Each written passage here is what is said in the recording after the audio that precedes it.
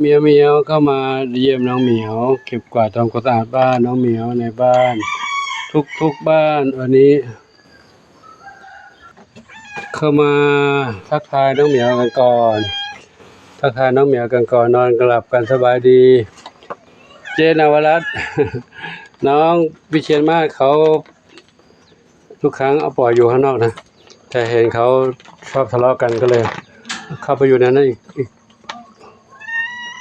ก่อนเนาะอยู่ในก่อนเดี๋ยวได้กรงมาใหม่แล้วได้กรงมาใหม่แล้วจะ ย้ายให้น้อยเนาะจะย้ายกรงให้ใหม่เนาะเพราะว่าตอนนี้กรงข้างนอกอยู่ข้างนอกไม่มีมุ้งเลยเข้าอยู่ข้างในเขาก็ทะเลาะกันทักทายกันมาทางนี้เอ้ยเจ้าหนุ่มหล่อดำขาวเพชรดำน้อยชอบเขาเองครับคือใครลูกเป็นด้าเท้าขาวใหญ่พี่หนวดเป็นด้านหนวดที่ใครตามสนิท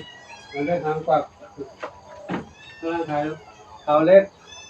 ไปอยู่นั่นนะทัศวียังหาดีไหมลูกทุกคนนอนหลับวันนี้เด้ออันนี้พี่อะไรลูกพี่บุญนำนี่นะแบบนี้แล้วก็พี่ศรีสุดาอันนี้ใครตึงเดียวเป็นเหมียวเขาเข้าห้องน้ำกลิ่นจะแรงนิดนึงถ้าเข้าแล้วก็จะกลบกลิ่นก็จะหายใครนะส้มอ่อนไม่ใช่ลูกวันนั้นกวักข้างนอกเข้าไปได้ไม่ได้ลูกกวักข้างในที่ลูกกวักผิดที่แล้วกวักทมกลบนั่นแหละถูกต้องแล้วเด็กๆอยู่ในนี้สบายใจลูกเนาะครับปู่ก็ดูแลน้องแมวกันอันนี้เดี๋ยวรอกรงมาใหม่ก่อนนะตีกำลังส่งมาให้ยังไม่ถึงแล้วน่าจะวันนี้ไม่วันนี้ก็พรุ่งนี้ยังช้าเนาะครับมาดูทางนี้ไม่เหมียวขี้อ้อนแล้วเหมียวขี้อ้อนกันแล้วนู้นก็ขี้อ้อนนู้นไม่ขี้อ้อนบ้านนู้นเนาะบ้านนี้ขี้อ้อนจังเลยเนี่ยขี้อ้อนจังเลยไปกินอาหารเด้อกินอาหารนะลุงเด้อไม่ต้องอ้อนลูกไม่ต้องอ้อนเนาะไม่ต้องอ้อนนะดูบ้านน้องเหมียวเยอะชุดใหญ่บ้านน้องเหมียวหลังใหญ่ไม่เห็นอ้อนเลยชุดนี้เห็นไหมเนี่ยอ้อนเหมือนกันเหรอครับเราก็มาเยี่ยมเยียนน้องเหมียวมีน้องเหมียวที่ป่วยจากไปเนาะเมื่อเช้านี้เห็นแล้ว2เหมียวบ้านเหมียวทั้ง7ตอนนี้เหลือ4แล้วจากไปทั้งหมดเมื่อวานนี้1วันนี้2ตอนนี้ก็มาเก็บกวาดทำความสะอาดบ้านใหม่แล้วเนาะเหลือกันอยู่4ชีวิตแล้วตอนนี้เนาะเหลืออยู่4ชีวิตเท่านั้นแต่ก่อนนี้ช่วงก่อน2 วันมีอยู่7จากไปแล้ว3เนาะจากไปเมื่อวาน1จากไปวันนี้อีก2เนาะขอให้หนูไปดีลูกเด้อขอให้หนูไปดีนะเกิดไปพบภูมิที่ดีลูกเด้ออนิจจาวัฏสังขาราอุปาทวยธรรมิโนอุปชิตวานิโรชันติเตสังอุปสมโมสุขโขได้อีก1ชีวิตนะน้องขอให้หนูไปดีลูกนะเขาคงได้รับเชื้อโรคจากที่อื่นมาที่ก่อนจะมาอยู่ที่นี่นะตอนนี้ก็ได้จากไปแล้วนะขอให้หนูไปดีลูกเด้อสู่ภพภูมิที่ดีนะอนิจจาวัฏสังขาราอุปาทวยธรรมิโนอุปชิตวานิโรชันติเตสังอุปสมโมสุขโขมาดูบ้านนี้เป็นไงลูกแม่ลูก4แม่ลูก5เป็นไงเนี่ยผมไม่เข้าใจเธอเลยทำไมลูกขอลูกไปไหนลูกจะลูกไปไหนลูกจะลูกไปไหนขับขึ้นลงไปไหนลูกจะย้ายบ้านใหม่เหรอเนาะบ้านนี้เขามีความกังวลอะไรสักอย่างนึงจะเข้าลูกไปไหนลูกเราต้องจัดที่ใหม่เลยเนาะเพราะเมื่อเช้าของโบจัดของวัดอ่านเขามีจากไป1วันนี้จากไป1เหมียวจากไป1เหมียวป่วยเป็นอะไรไม่รู้นะอยู่ก็จากไปเลยหลับไปแล้ว1เหมียว เป็นไรลูกเครียดเหรอลูกเครียดเครียดลูกไม่สบายลูกจากไปแล้วหนึ่งแล้วเนาะจากไปหนึ่งแล้วอะไรบางก็เยอะเดี๋ยวปู่ปิดมุ้งให้นะลูกเด้อ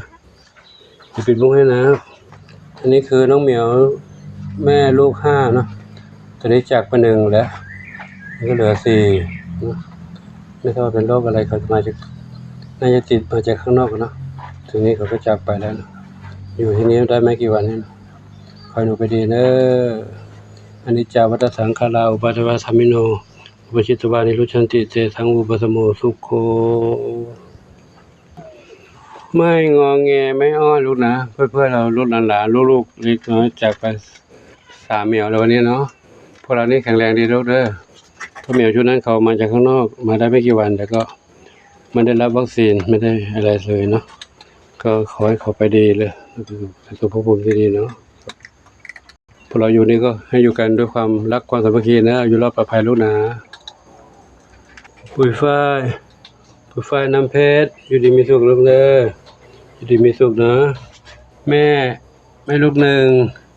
นอนอยู่นั่นเนาะอยู่ดีมีสุขลูกนะไม่ต้องไปออกไปไหนนะออกไปข้างนอกอันตรายเลยนะเชื้อโรคเยอะแยะเนาะเชื้อโรคเยอะแยะตอนนี้แม่อะไรนะแม่ยินดีกระลูกขนุนอยู่ดีมีสุขลูกนะอยู่ดีมีสุขเนาะตอนนี้แม่ลูก5แล้วลูก4ก็ได้เนาะอยู่ดีมีสุขลูกนะขอให้อยู่ในลูกดีๆลูกนะไม่ต้องข้าไปไหนแล้วเมื่อกี้เขาตื่นเต้นข้าไปไหนหลวงปู่ย้ายกรงย้ายที่ใหม่เขาเลยตัวนั้นสงสัยถ้าจะไม่กินได้กินไม่ดีกันเลยไม่ใช่กินของเขาจากน้องเหมียวตัวนู้นก็มาดูน้องเหมียวทั้ง3นี่บ้างเนาะ3สหายนี่3สหายน้องฟ้าน้องฝนน้องเดี่ยวน้องฟ้าน้องฝนน้องเดี่ยวเนาะอยากกินอาหารที่เป็นน้ำกินมันไม่มีแล้วลูกผู้เอา